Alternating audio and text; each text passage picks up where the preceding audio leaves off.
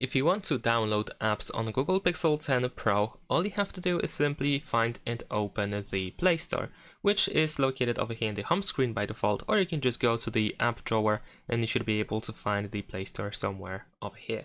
Once you open it, you should be able to see apps, and you can go through these apps over here in order to try to find whatever you wish to use. So for example, if you find your app that you want to install, you can tap on it in order to find the install button.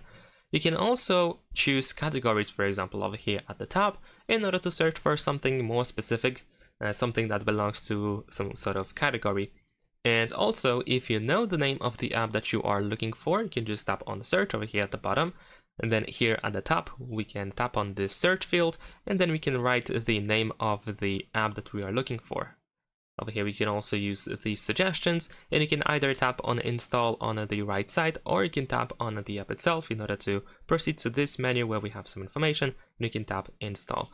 Once the app is installed, you can open it either from the Play Store over here, so once it is installed you will see an open button here, or you can, for example, go to the app drawer and find it over there on the list of installed apps on your phone. So it should be over here in this place. And that's pretty much it. Thanks for watching, leave a like and subscribe.